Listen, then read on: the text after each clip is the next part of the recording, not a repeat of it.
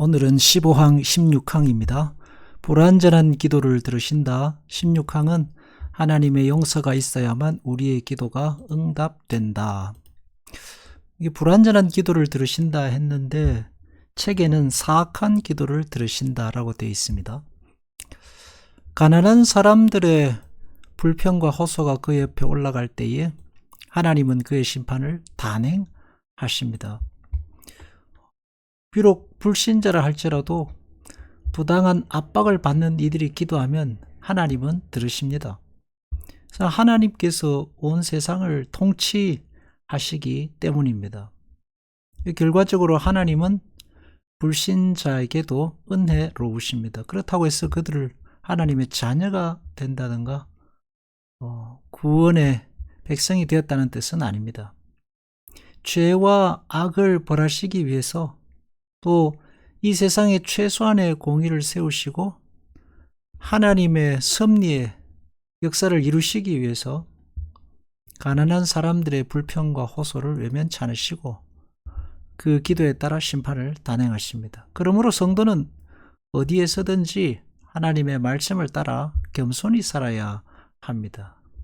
섣불리 불신자를 대하지 않을 것이며 모든 이들을 사랑과 겸손으로 대해야 하는 겁니다. 특별히 구약 성경에 보면 고아나 과부와 나그네를 멸시하지 말 것을 계속해서 경고하고 계십니다. 왜냐하면 그들이 호소할 곳은 하나님밖에 없습니다. 근데 하나님이 그들의 호소를 듣지 않으면 그들은 소망이 전혀 없기 때문입니다. 그래서 우리가 이 땅을 살아가면서 약자들을 늘 잘 보살피고 사는 것이 하나님의 진노를 받지 않는 길이며 동시에 나아가 이 세상에서 복받는 비결이기도 합니다. 하나님께서 물질의 축복에 대한 구절들을 성경 속에 잘 두시지 않는데 하나님의 물질의 축복에 관한 이 하나님의 그 은사는 무엇과 연결되어 있느냐? 구제와 연결되어 있습니다. 구제는 곧 고아와 과부와 나그네를 잘 돕는 것입니다. 그들을 잘 도와주면 자에게 하나님께서는 물질의 복도 주시고 은혜를 베푸십니다. 그래서 움켜쥐는 자에게는 물질의 복을 받을 자격이 없습니다. 호소를 받아들이고 고아와 과부와 나그네를 향해 베푸는 자가 물질을 받을 자격이 있는 것입니다. 불완전한 기도, 악인들의 기도를 들으시는 예로서는 아합이 있습니다. 아합은 악인이죠.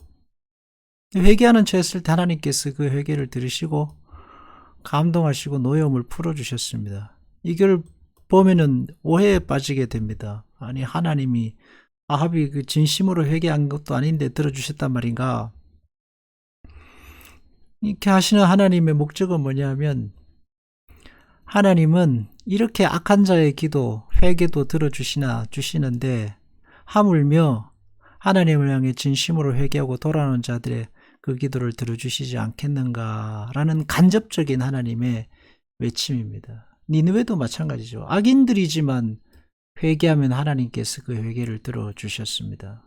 그래서 하나님의 자비가 인간의 생각 기준에 의하지 않는다는 것을 보여줍니다. 하나님의 주권과 은혜에 대한 역설입니다. 나아가 하나님 앞에 기도의 문이 항상 열려 있음을 말씀하시는 것입니다. 하나님의 은혜가 닫힌 게 아니라 아합에게 돌렸습니다. 니느웨에게 돌렸습니다. 하물며 부르짖는 하나님의 자녀들에게 그 은혜의 문이 열려 있지 않겠습니까? 누구든지 하나님께 나오는 자는 하나님 받으시고 도움을 주신다는 말씀입니다. 그런데도 이스라엘 백성은 나가지 않았습니다. 인생을 어떻게 살아갈 것이냐? 부른 하나님을 향해 외치는 자와 그렇지 않은 자의 인생은 그래서 현격히 달라질 것입니다. 성경에 보면 먼저 된 자가 나중되고 나중된 자가 먼저 된다는 말씀이 있습니다. 먼저 된 자가 나중되고 나중된 자가 먼저 되는 이유는 뭘까요? 먼저 된 자는 이제 됐으니까 하나님의 도움을 구하지 않습니다. 그러니까 순식간에 나중됩니다. 그러나 언제나 자신이 나중된 자, 부족한 자, 모자라는 사실을 깨닫고 겸손하게 하나님께 늘 구하고 찾고 두드리며 살면 언제나 하나님의 은혜 아래 풍성한 삶을 살게 됩니다. 그게 하나님께서 주신 심령이 가난한 자의 축복이고 애통하는 자의 축복이고 하나님의 나라와 의를 구하는 자의 축복입니다. 예수님의 비유 가운데 보면 돌아온 탕자의 비유가 있습니다. 둘째 아들이 돌아오자 아버지 잔치했습니다. 첫째 아들 이것이 못마땅했습니다. 이 첫째 아들의 마음속에는 심령의 가난이 없고 애통이 없고 하나님 나라의 의가 없습니다. 긍휼이 없어요. 그러니까 뒤로 나자빠질 일만 남은 것입니다. 하나님의 은혜이라는 사실을 잊어버린 겁니다. 심령이 가난한 자, 애통하는 자, 의에 줄이고 목마른 자, 화평케 하는 자, 이 성령이 충만한 마음을 가진 사람들은 언제나 하나님께 구하고 찾고 낮은 자리에서 살고, 그러면 하나님의 은혜가 가득한 삶, 아버지의 자비와 은총을 바라보고 부르짖으며 항상 하나님의 잔치상에 앉아있는 삶을 살게 됩니다. 하나님께서는 우리가 헤아릴 수 없는 계획에 따라 사건들의 결과를 조정하신다. 우리의 생각으로 예측할 수 없다는 말씀입니다. 믿음과 과학과 섞여 있는 성도들의 기도 수포로 돌아가지 않게 한, 허물 많은 사람들의 기도도 수포로 돌아가지 않게 하십니다. 그래서 아브라함이 이 기근을 피해서 피난을 갑니다. 그럴 때 자기 부인을 누이라고 속입니다. 그러나 하나님이 그들의 절절한 상황을 돌아보시고 그 부인 사라를 건져내시고 그들의 그 하나님을 향한 간절함이 수포로 돌아가지 않게 하시는 겁니다. 인간의 생각으로는 도저히 이해할 수 없는데 하나님은 그렇게 역사하십니다. 성도들 자신의 변명은 될 수 있으나 타당한 모범으로 삼을 것은 아니다. 예, 물론 그렇죠. 이건 모범은 아닙니다. 그러나 이 위기 상황에 다다랐을 때는 항상 하나님은 누구 편이다? 하나님 택한 하나님 자녀 편이다 하는 말씀입니다. 우리도 위기에 다다르면은 사람을 붙들고 살 게 아니라 언제나 하나님 붙잡고 하나님 편에 서서 살면은 하나님 복된 삶을 살게 됩니다. 별 볼 일 없어도 착하지 않아도 교회 열심히 같지 않은데도 응답하시고 복을 받고 사는 사람들의 마음엔 뭐가 있냐면 항상 하나님 편에서 살고자 하는 마음이 있어요. 내 도움은 오직 하나님뿐이다. 내가 의지할 분은 하나님뿐이다. 내가 복받는 비결은 오직 하나님밖에 없다. 이거 하나 붙들고 사는 사람들, 그렇게 사는 사람들은 비록 허물이 많다 할지라도 하나님의 은혜를 누리는 삶을 살게 됩니다. 그런데 의외로 윤리적이고 정직하고 착하지만은 하나님을 띄엄띄엄 보는 사람들이 있습니다. 하나님을 띄엄띄엄 보는 사람들은 여기저기 손을 온데다 벌리고 사는데, 그러면 삶이 하나님의 은혜라기보다는 띄엄띄엄 사라지게 되는 겁니다. 바울이 말한 내가 그리스도 안에 모든 것을 할 수 있다는 고백, 이런 고백이죠. 하나님이 내 모든 것을 주관하고 다스리시는데 내 생각으로 이해되지 않고 내 생각대로 되지 않아도 나는 하나님 은혜 아래 살겠다. 겸손하고 가난한 마음이고 의에 줄인 목마른 마음이고 하나님을 신뢰하는 믿음입니다. 주권과 역사를 받아들이는 거죠. 요셉이 그랬고 다윗이 그랬습니다. 복된 삶이 되는 것입니다.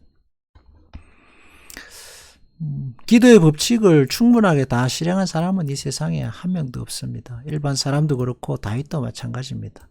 다윗의 기도를 보면 온갖 저주와 욕으로 가득한 것이 많죠. 약해서 넘어지는 사람들의 모습이 담겨져 있는데, 그 약해서 넘어지는 그로서는 자기 슬픔을 하나님 품에 내던지는 것밖에는 달리 위로의 길이 없습니다. 어디에다가 하소연하겠습니까? 기도라는 것 자체가 인간의 불완전함의 증거입니다. 완전하면 기도가 없죠. 불완전하기 때문에 흙으로 지어져서 흙으로 돌아가는 존재가 소망을 가지고 살아갈 숨통은 기도밖에 없습니다. 그래서 어디서든지 어떤 모양으로든지 부족해도 모자라도 하나님께 외치고 기도하면 하나님이 들으십니다. 돌아온 탕자의 마지막 돌이킴도 결국은 어쩔 수 없는 염치불구하고 하나님께 외치고 아버지께 나가는 것 아닙니까? 근데 아버지는 무조건 조건 없이 받으셨습니다. 어디에서도 위로를 찾을 수 없고 어디에서도 소망이 없는 자에게 하나님은 유일한 피난처고 소망입니다. 사마리아 여인을 보십시오. 예수님 사마리아 여인을 찾아갔습니다. 그 여인 어디에서도 자기 인생의 기고한 운명을 위로받을 길이 없었습니다. 그럴 때 예수님만이 그의 마음의 고통과 아픔, 그의 과거의 삶을 아시고 위로해 주셨습니다. 위로를 받고 새 힘을 얻고 새 삶을 살게 된 것입니다. 삶이 이해되지 않을수록 억울할수록 복받쳐 오르는 울분이 가득할수록 하나님 앞에 나아가고 하나님 앞에 부르짖고 찾으면 길이 열립니다. 그러나 반대로 그 이해할 수 없고 억울함, 복받쳐 오르는 울분과 슬픔을 사람에게서 위로받고자 하면 길이 점점 꼬이고 자꾸 미로로 빠져들어가서 벗어나지 못하게 됩니다.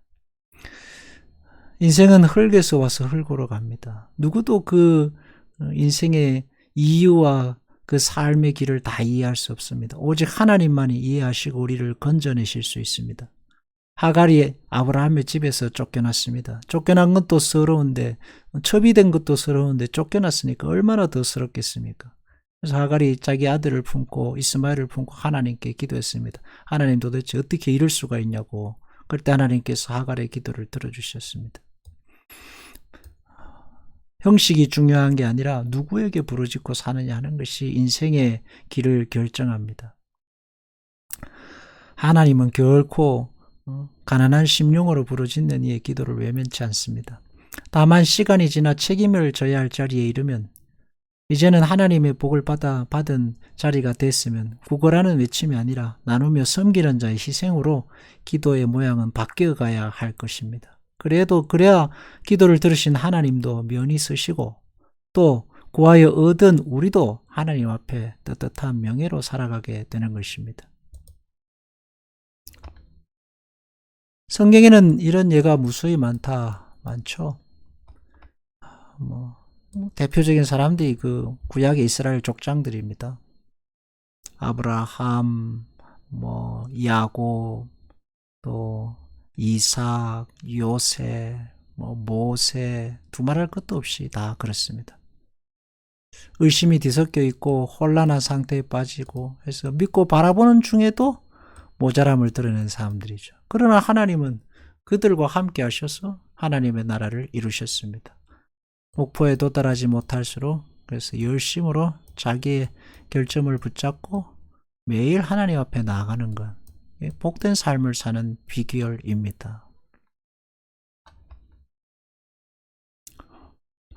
예수님께서도 그래서 강청하는 자의 기도를 들으신다는 말씀을 하십니다. 오밤중에 와서 문을 두드려도 그 친구됨을 위해서 들어주는 게 아니라 그 강청함을 인해서 들어주십니다. 그러니 살 길이 어디에 있어? 하나님 앞에 밤낮 부르짖어 기도하면 하나님이 들으십니다.